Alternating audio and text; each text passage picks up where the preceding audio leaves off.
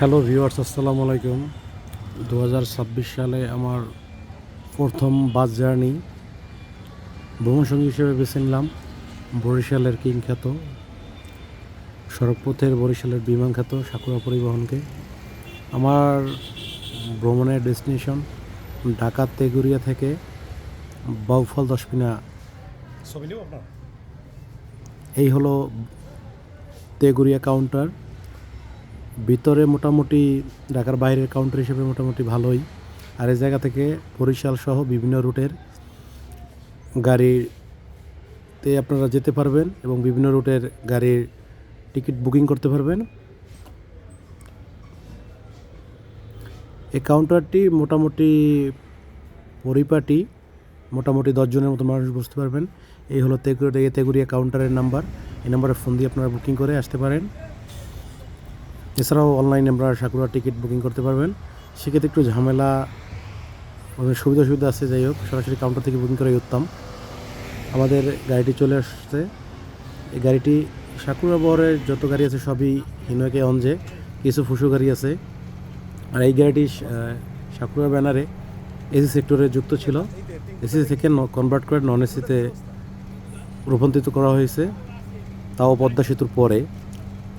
কারণ সাকুরার non AC গাড়ির চাহিদা অনেক বেশি, আর এসি গাড়িরও চাহিদা আলহামদুলিল্লাহ অনেক আছে, কিন্তু বাস অল্প কিছু সময়ের ভিতরে ঢাকা থেকে বরিশাল তারাই সর্বোচ্চ এবং বরিশালের ভিতরে সবচেয়ে বেশি তারাই সার্ভিস দিয়ে যাচ্ছে।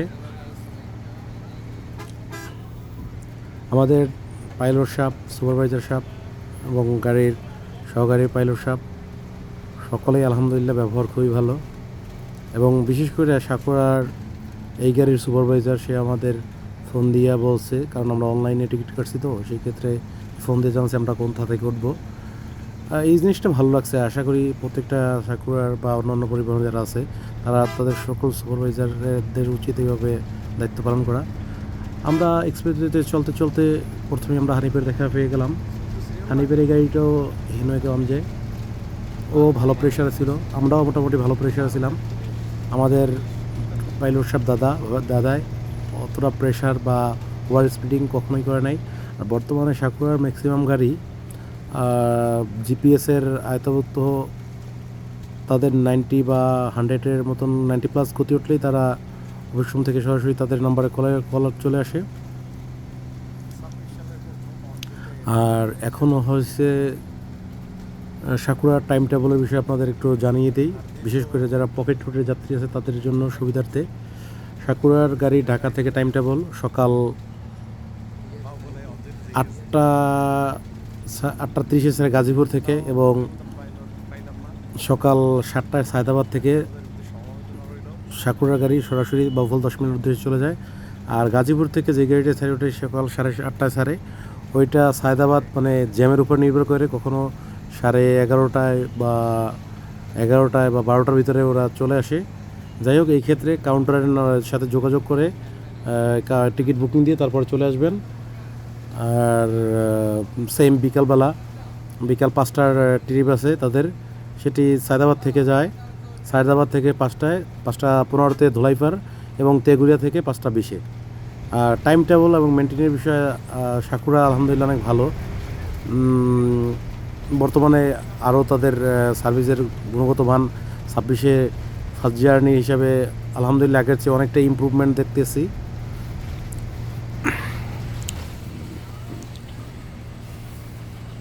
আর বিকালের 5টা ট্রিপের পরে আছে যে গাজীপুর থেকে রাত্রে ছেড়ে আসে 8:30টায় সম্ভবত, বা 7:30 হইতে পারে, আমার তবে একটু ভুল হইতে পারে। ওই গাজীপুরের গাড়িটি আপনার ঢাকা সায়দাবাদ থেকে 11টায়, 11:30টায় ধোলাইপাড় থেকে ওরা টাইম টেবল দেওয়া আছে। সেই ক্ষেত্রেই বলি যে কাউন্টারের নাম্বার দেওয়া আছে, নাম্বার থেকে বা সাকুরার হেল্পলাইন থেকে কথা বলে আপনারা সঠিক টাইম মতন আপনারা কাউন্টারে চলে আসবেন।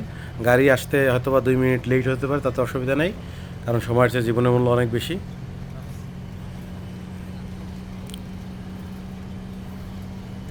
যাই হোক, অবশেষে আমরা পদ্মা চলে আসলাম। পদ্মা সেতু হচ্ছে আমাদের দক্ষিণবঙ্গের মানুষের ভালোবাসার একটা জায়গা। আর এটা দক্ষিণবঙ্গের কোটি মানুষের স্বপ্নের পদ্মা সেতু, বা সারা বাংলাদেশেরই মানুষের এক সময় স্বপ্নের সেতু ছিল পদ্মা সেতু, সেটা এখন বাস্তবায়িত হয়েছে। আর পদ্মা সেতুর সন্ধ্যাবেলার ভিউ অস্থির।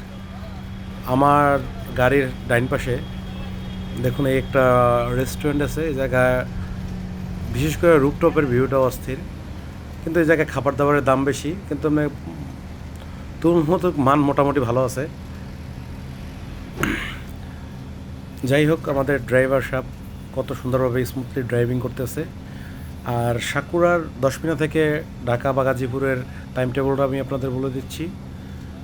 প্রতিদিনই সকাল 7টায় 10 মিনা থেকে সাকুর একটি গাড়ি সায়দাবাদ হয়ে গাজীপুর উদ্দেশ্যে চলে যায়। আবার সেম সকাল 8টার দিকে সাকুরার একটি গাড়ি শুধু সায়দাবাদ পর্যন্ত চলে যায়। দোনোটাই নয়ন এসি গাড়ি। আর বিকাল 3টা 45-এ বা 3:30টায় ধরেন, 3:30টায় আপনার 10 মিনা থেকে চলে আসে নলখাওয়া থেকে। আর রাত্র 8টা 15-তে নলখাওয়া থেকে সরাসরি গাজীপুর উদ্দেশ্যে ছুটে চলে। আগে তাদের সার্ভিস ছিল একটি করে দুই সাইড দিয়ে সকাল আর বিকালে। বর্তমান তাদের সার্ভিসের সংখ্যা যাত্রীদের চাহিদা অনুযায়ী আলহামদুলিল্লাহ বাড়ছে। আর অনজে গাড়ির ব্যাপারে কিছু বলার নাই, আপনারাই যারা বাসে ভ্রমণ করেন তারাই জানেন। মোটামুটি কিছুটা আপনার গাড়ির যদি ইঞ্জিনের কথা বলি, ইঞ্জিনের সাউন্ড কিছুটা বিমানের ফিল দেয়। গাড়ি বিমানের মতন তো চলতে পারে না, জাস্ট বিমানের ফিলটা কিছুটা পাওয়া যায়। এটা আমার পার্সোনাল অভিজ্ঞতা থেকে বলতেছি। যাই হোক, আমরা অবশেষে চলে আসলাম সেই এক্সপ্রেসওয়ে ছেড়ে আমাদের বরিশালের ঢাকা বরিশাল হাইওয়েতে। ঢাকা বরিশালের হাইওয়ে কিছুদিন আগে খুব জঘন্য অবস্থায় ছিল, এখন অনেক জায়গায় কাজবাজ করছে, কিন্তু সবচেয়ে বড় সমস্যা হয়েছে যে 2 লেনের সড়ক তো যাত্রীদের বা বাস যারা ড্রাইভিং করে তাদের মানে দোনো সাইড পাশ থেকে প্রেশার আসলে সময়ও যেরকম হয়, সেই ক্ষেত্রে যাত্রার টাইমটা অনেকটা দীর্ঘায়িত হয়। যাই হোক, আশা করি বাংলাদেশের অনেক জায়গায় 4 লেন সড়ক হয়েছে, আশা করি আমাদের এটাও 2 লেন থেকে 4 লেনে উন্নতি করবে। এরপরে পেয়ে গেলাম আমাদের মাদারীপুরের কিংখ্যাত সাকুরা। গাড়ির পিছনে লেখা আছে ফেসবুক গ্রুপ এলবিসির। জানি না এলবিসির ট্যুরে এই গাড়িটি গেছে কিনা, আপনারা গাড়ির নাম্বার দেখে ভিডিওর কমেন্টে বলে দিন। এলবিসির এই গাড়িটিও প্রচণ্ড প্রেশার ছিল, সাকুরারে তারা ছাড় দিতে রাজি নয়। সাকুরা বরিশালের কিং, তেমনি মাদারীপুরের কিং সার্বিককে বলা হয়। দুই কিংয়ের কিছু লড়াইয়ে উপভোগ করুন।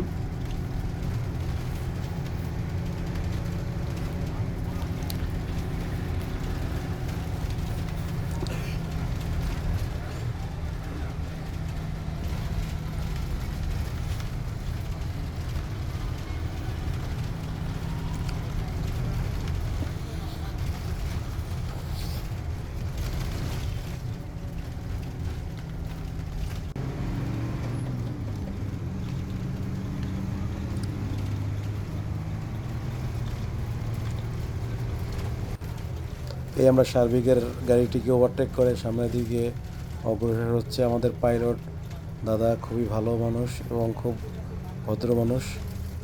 সামনে পেয়ে গেলাম এই গাড়িটাও হিমেকে অঞ্জে। ও টোটালি মানে ফুল প্রেশার ছিল, সম্ভবত বরিশাল থেকে যশোর বেনাপোল রোডে সার্ভিস দিচ্ছে নিয়মিতভাবে।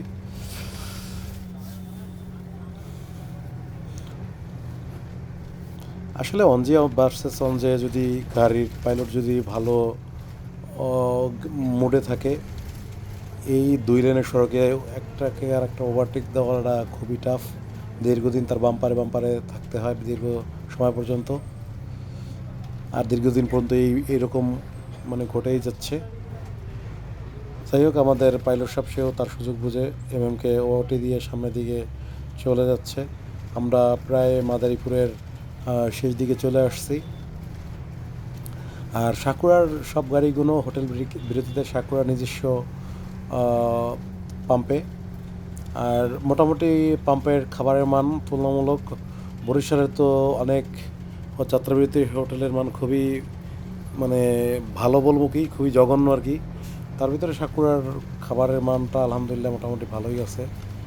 আর আমার পার্সোনালি আর একটা আছে যে বরিশাল, কী জানি বরিশাল গেট না কি জানি এরকম একটা নাম হবে, যাই হোক ওটারও খাবারের মান মোটামুটি ভালো পাইছি। এছাড়াও আরও কিছু কিছু আছে মোটামুটি খারাপ না, ভালোই আছে। যাই হোক আমি মনে করি যেন প্রত্যেকটা কোম্পানির উচিত লোকাল, সেমি লোকাল বা পরিবহনের মোটামুটি যাত্রীদের জন্য হোটেল বিরতিটা যেন ভালো মানের একটা হোটেলে যেন ব্রেকটা দেওয়া হয়, যেন যাত্রীরা যেন খেয়ে যেন ভালো এবং স্বাচ্ছন্দ্য বোধ করে। আর এর সামনেই আমরা পেয়ে গেলাম চাকলাদার পরিবহনকে। চাকলাদারের এই গাড়িটিও হিনোকে অঞ্জে, সেও মোটামুটি ভালো প্রেশারে ছিল, তাকেও আমরা ওটি দিয়ে চলে যাই। মানে সাকুরার ওটি বলতে গেলে সাকুরার যত ড্রাইভার আছে সবাই প্রচণ্ড পরিমাণ অভিজ্ঞতা সম্পন্ন, এবং বিশেষ করে বরিশালের রুটের জন্য বেস্ট আর কি সব। আর সাকুরার অল ওভার মানে গাড়ির মেনটেনেন্স এবং সব কিছু আলহামদুলিল্লাহ ভালো।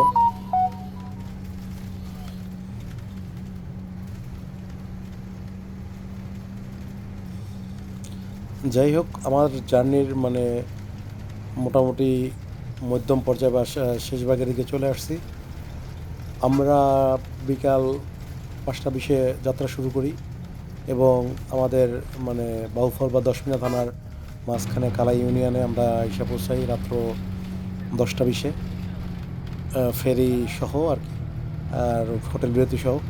টোটাল হিসাব করলে ফেরি আর হোটেল বিরতি বাদ দিলে আমরা 4 ঘন্টা 4.5 ঘন্টা প্লাসে ভিতরে চলে আসছি। টোটাল 5 ঘন্টা লাগলো আমাদের সময়। এই রুট হিসাব করলে আলহামদুলিল্লাহ ভালো। আর সবচেয়ে ভালো ব্যাপার হয়েছে গাড়িতে কোনো টিকিট ব্যতীত কোনো যাত্রী ছিলই না। অনেক নামি দামি ব্র্যান্ডের থাকে, কিন্তু সাকুরার এই গাড়িটিতে আমি যাত্রা অবস্থায় ওইরকম কোনো পাই নাই। এরপরে আমরা পেয়ে গেলাম লং রুটের তুহিনের সার্ভিস রাজশাহীতে বেশ সুনামের সাথেই তারা সার্ভিস দিচ্ছে, কিন্তু তাদের ম্যানেজমেন্টকে বলবো তাদের গাড়ির কিছু কিছু কন্ডিশন মানে সোজা কথা, এক কথায় বলতে গেলে কবর খোলা থেকে যদি কঙ্কাল নিয়ে আসে ওই টাইপের কিছু কিছুই আছে। কোনো পেইন্টের অবস্থা মানে যাচ্ছে তাই, এবং গাড়ির ওভারঅল ভিতরের কন্ডিশন তো যা আছে টুকটাক, কিন্তু বাইরের কন্ডিশন খুবই মানে বাজে আর কি। যাই হোক, আমাদের যাত্রা বিরতির সময় চলে এসছে। এরপরে আবার আমরা বরিশাল থেকে আবার বাউফল 10 মিনার রুটের উদ্দেশ্যে আমার যাত্রা শুরু করব।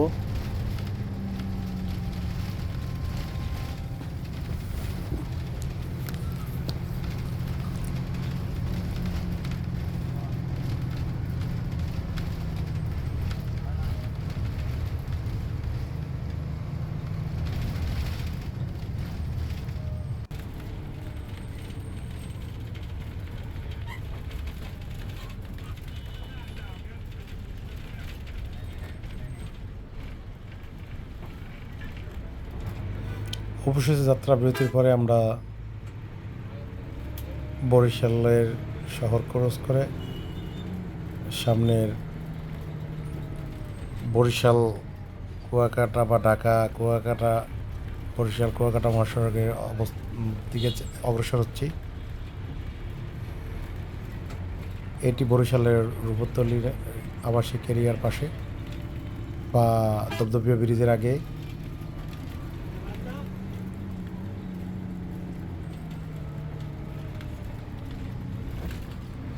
এই বরিশাল ইউনিভার্সিটি।